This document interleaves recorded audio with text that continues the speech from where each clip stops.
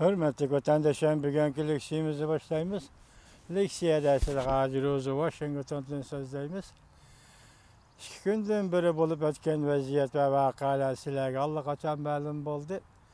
Amerika Qo'shma Shtatlari Suriyada ximiya qurollarini ishlatgan Asad hokimiyatiga qarshi urush qildi. Bu 2 kun ichida shundaqla undan burun 9-kuni 10-kuni Rossiya Federatsiyasining 38 şirket ve şahslarga embargo yurgizdi. Şunun bilan Rossiya Federatsiyasining rubli pul birligi bir kechada gumron bo'ldi. Kishilar tasvirlab da'vatidiki hozir bunday gumron bo'lish ayni chog'da Yeltsin davrida birinchi qatim va ikkinchi qatim rublining gumron bo'lishiga solishganda undan qattiq badal dedi. Ondan keyin hozir endi o'zimizning koni temirlari so'zlaydigan bo'lsak, qaraganda mushundaq 2 ichida 2 kundan beri 10-kuni bu yig'inda Rais Xi Jinping Amerika Qo'shma Shtatlarining butun shartlariga ma'qul degandek. Lekin yana shu 2-3 kun ichida butunlay yenib olgandek turamda qandaq.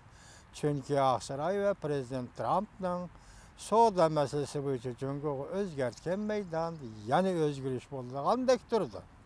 Qiyos qilganda bo'lgandek turdi. Shu bugungi so'zlaydigan leksiyalarimiz dal shu mavzularga oid bo'ldi. Vatandoshlarım 12, 13, 14 deydigan chislalarda biz berayotgan o'zgarishlarga masal leksiyadan diqqat qilib ham solishtirib bu leksiyani tahlil qilib olishinglarni umid qilaman vatandoshlarım. Birinchi, Prezident Trump TPP'ga qaytib kirdiganligini o'ylashdi.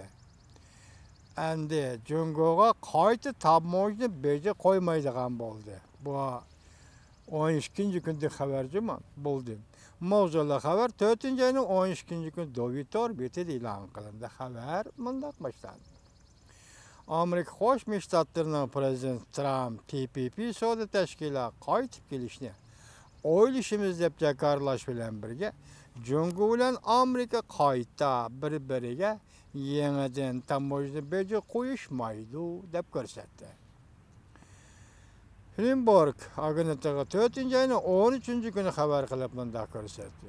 Amerika Qo'shma Shtatlarining Prezidenti Trump Davlat Majlisi a'zolariga TPP savdo tashkilotiga qaytib kelishni o'ylashyapmiz deb ko'rsatdi.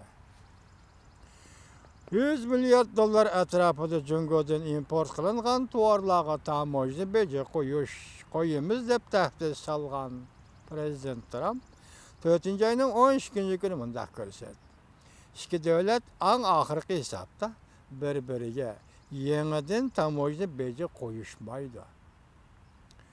Prezident Trump Aqsaroy yezi egiligi bilan ko'proq shug'ullanadigan shtatlarning shu yer turishda parlamentdagi Davlat Majlisi a'zolari va shtat boshliqlari parlament a'zolari bilan yig'in ochganda bunday ko'rsatdi.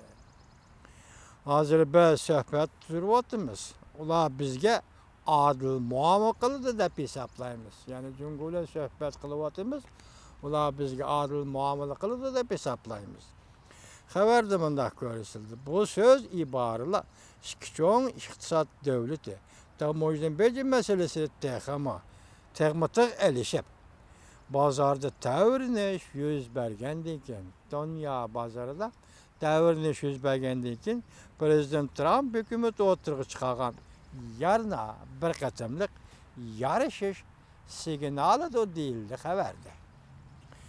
Amerika ovozi bu to'g'rida xabar e'lon qilib bunday ko'rsatdi. Nebraska shtatidan kelgan senator Ben Sasse mundaq dedi. Hozir Amerika Jungo'ning badqiliqlariga taqobil tura oladigan eng oxirgi bir ish erkin savdo va davlatni qonun bilan boshqarishga ishonadigan yana boshqa 11 davlatga yetakchilik qilishdan iborat dedi. Bu 11 davlat TPP'ga a'zo bo'lib kirdigan 12 davlat. Bu yil 1-oyda o'tgan yil 1-oyda TPP'dan 23-kuni 1-oyning 23-kuni Prezident Trump TPP'dan chekinib chiqadiganligini e'lon qildi. Qolgan 11 davlatda. Hozir endi TPP qaytib kelsa, shu 11 davlatga yetakchilik qilib deydi. Din iborat. aş devletler yetekçilik kılıştı ibaret değil. Endi yana bir mavzuda dikkat kılan vatandaşım. Emdila yani emdila yetip kelgen mavzuda haber demekçi. Prezident Trump Xi Jinping'in bu av iqtisat münbirde sözlügen notqini mundaq düşendirdi. Mavzulu haber 4. ayının 13. günü Fen Betor betidi ilan kılındı. Haber mundaq başlandı. Cumhurbaşkanı Reis Xi Jinping haftanın 2. günü yani 10. günü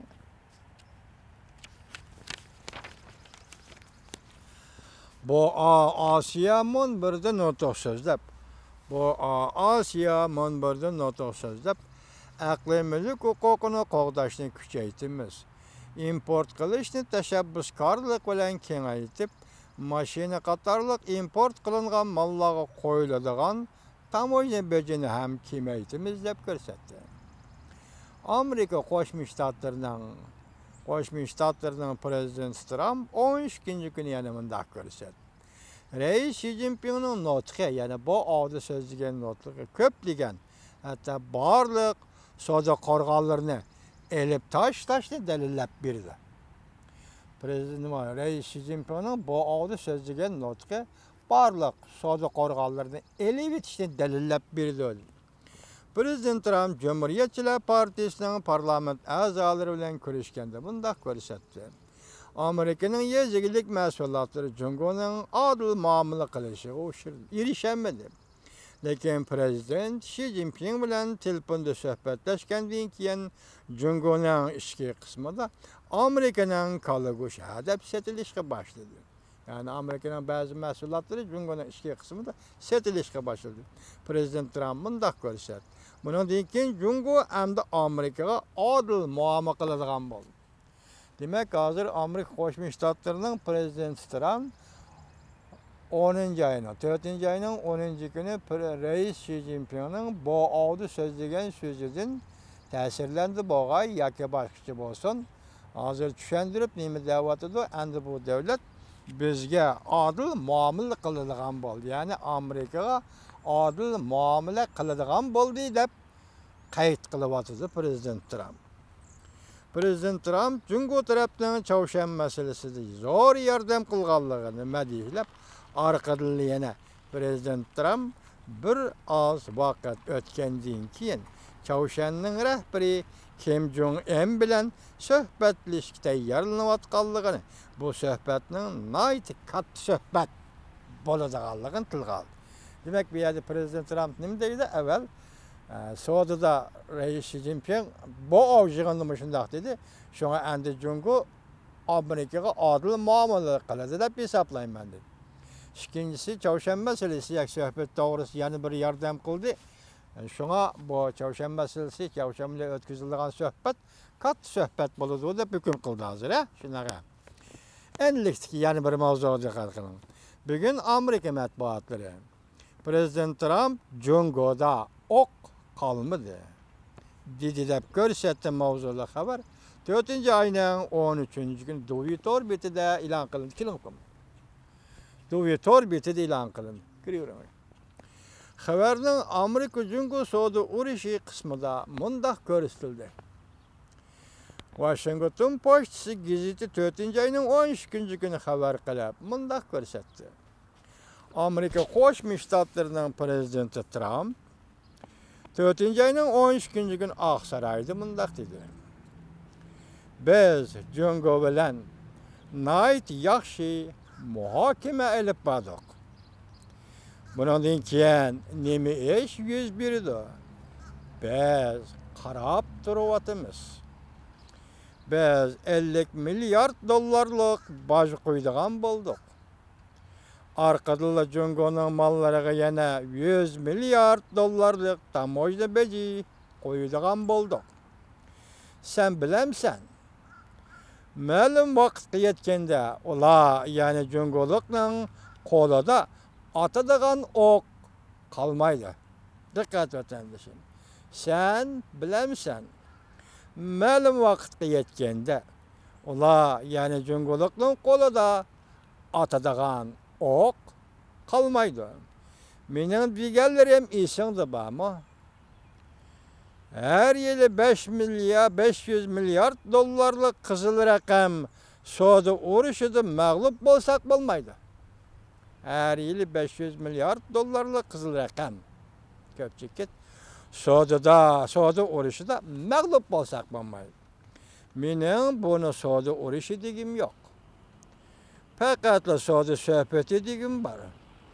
Prezident Trump tunji qitim bu qitimqi Suudi uğraşıda g'alaba qilganligini jakardi.